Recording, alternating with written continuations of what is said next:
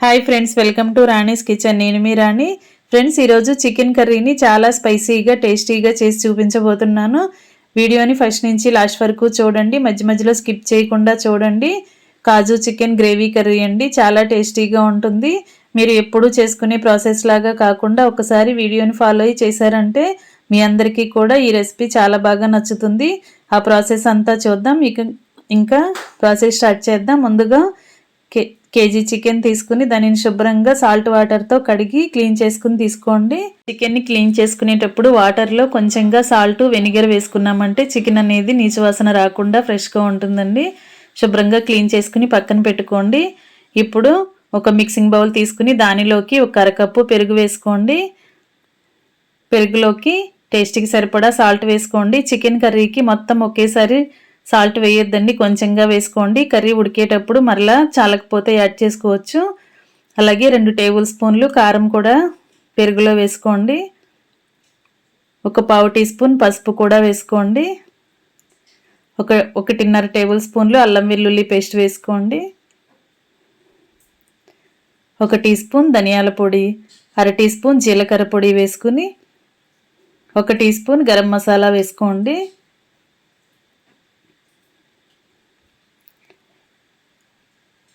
ఇలా వేసుకున్నాం కదా, ఈ ఇంగ్రీడియంట్స్ అన్నీ కూడా పెరుగులో కలిసేంత వరకు బాగా కలపండి. మనం వేసిన మసాలాలన్నీ కూడా పెరుగులో బాగా కలవాలి. ఈ విధంగా కలుపుకోండి. 2 టేబుల్ స్పూన్లు ఆయిల్ వేసుకుని కలిపినట్లయితే మనం వేసిన ఇంగ్రీడియంట్స్ అన్నీ బాగా కలుస్తాయి. ఆయిల్ అంతా కూడా పెరుగులో కలిసేంత వరకు బాగా కలపండి.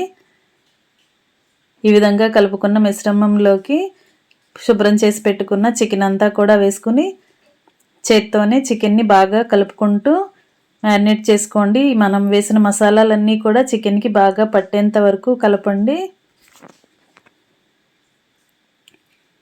ఈ విధంగా ఎక్కువసేపుగా చేత్తో బాగా కలిపినట్లయితే మనం వేసిన ఇంగ్రీడియంట్స్ అన్నీ చికెన్కి బాగా పడతాయి.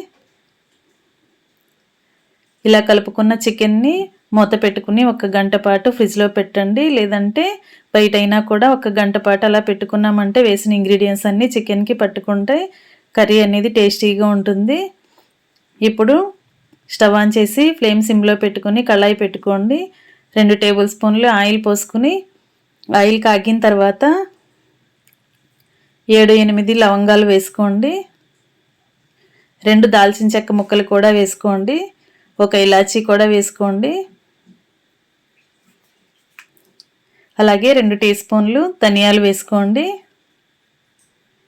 ఇవన్నీ కూడా ఆయిల్లో బాగా ఫ్రై చేయండి.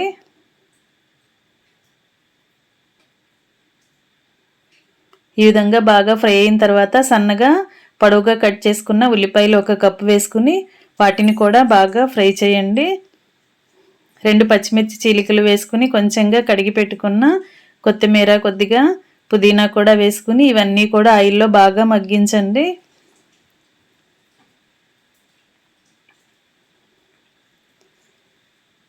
ఇలా మగ్గుతున్నప్పుడు 1/2 టీ స్పూన్ సాల్ట్ వేసుకోండి. సాల్ట్ అంతా కూడా ఉల్లిపాయలు కలిసేంత వరకు బాగా కలుపుకుంటూ ఫ్రై చేయండి.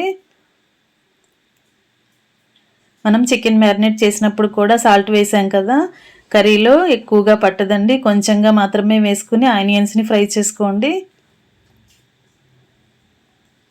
ఇవన్నీ కూడా బాగా మగ్గుతున్నాయి కదా, ఈ టైంలో ఫ్లేమ్ సిమ్లో పెట్టుకుని బాగా మగ్గించుకున్న తర్వాత కొన్ని జీడిపప్పుల్ని కూడా ఆయిల్లో వేసుకోండి. వాటిని కూడా ఆనియన్స్తో పాటు బాగా ఫ్రై చేయండి.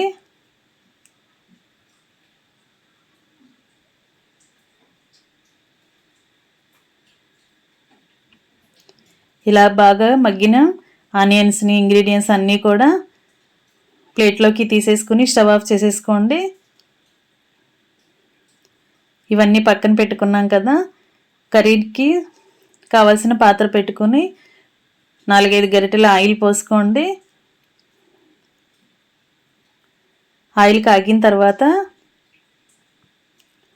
2-3 బిర్యానీ ఆకులు వేసుకుని కొన్ని కరివేపాకులు కూడా వేసుకోండి. ఇవి 2 కూడా బాగా ఫ్రై చేసుకోండి. ఇవన్నీ బాగా ఫ్రై అయిన తర్వాత మనం ముందుగా మ్యారినేట్ చేసుకున్న చికెన్ని అలా ఆయిల్లో వేసేసుకుని బాగా కలపాలి. చికెన్ అంతా కూడా ఆయిల్లో వేసుకున్నాం కదా, ఇప్పుడు గరిటెతో అంతా కూడా కలిసేంత వరకు, ఆయిల్లో బాగా కలిసేంత వరకు కలుపుకుంటూ ఉడికించండి. ఫ్లేమ్ మీడియంలో పెట్టుకుని చికెన్ని బాగా ఉడికిద్దాం.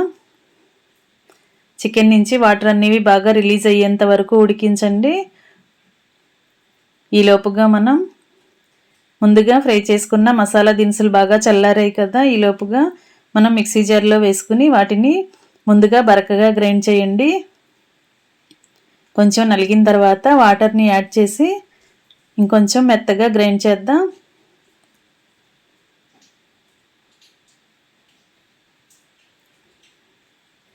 కొంచెం నలిగిన తర్వాత మరికొన్ని వాటర్ని యాడ్ చేసి మెత్తని గ్రేవీ లాగా చిక్కగా పేస్ట్ లాగా గ్రైండ్ చేయండి. మసాలా పేస్ట్ అంతా కూడా బాగా నలిగేంత వరకు గ్రైండ్ చేసిన తర్వాత ఈ మసాలాని పక్కన పెట్టుకుందాం.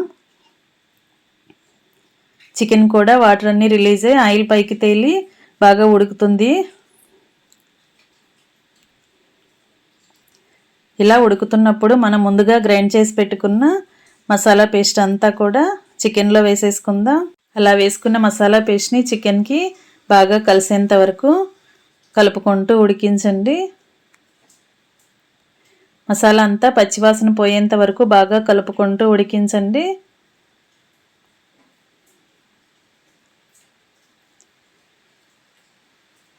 ఫ్లేమ్ మీడియంలో పెట్టుకుని బాగా కలుపుకుంటూ ఉడికించండి. ఫ్రెండ్స్, ఛానల్ని ఫస్ట్ టైం చూస్తున్న వారు సబ్స్క్రైబ్ చేసుకుని పక్కనే ఉన్న బెల్ బటన్ క్లిక్ చేయండి. నేను పెట్టబోయే రెసిపీస్ అన్నీ డైలీ మీ ఫోన్కి నోటిఫికేషన్కి వస్తాయి. ఓపెన్ చేసి చూడండి. సింపుల్గా టేస్టీగా రెసిపీస్ని చూపిస్తాను. అన్నీ కూడా మన ఇంట్లో ఉన్న ఇంగ్రీడియంట్స్తోనే చేసుకునే ప్రాసెస్ చూపిస్తాను. మసాలా అంతా కూడా కర్రీకి బాగా పట్టిస్తూ ఉడికించాం కదా, మూత పెట్టుకుని కొంచెంసేపు బాగా ఉడికించిన తర్వాత తగినన్ని వాటర్ని యాడ్ చేసుకుందాం.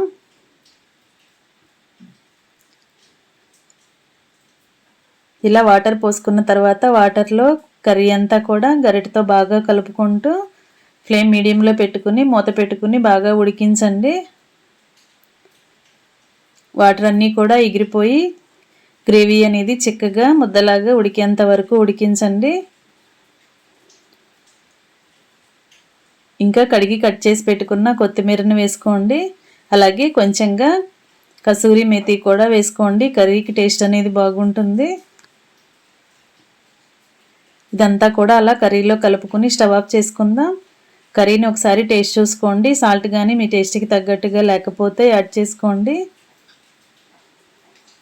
చాలా కమ్మగా టేస్టీగా స్పైసీగా ఉండే కాజు చికెన్ మసాలా కర్రీ అండి. మీరు కూడా ఖచ్చితంగా ఒకసారి ట్రై చేసి చూడండి, చాలా బాగుంటుంది. ఛానల్ని ఫస్ట్ టైం చూసినవారు సబ్స్క్రైబ్ చేసుకుని పక్కనే ఉన్న బెల్ బటన్ని క్లిక్ చేయండి. వీడియో నచ్చితే లైక్ చేయండి. Thanks for watching. నేను మీ రాణి.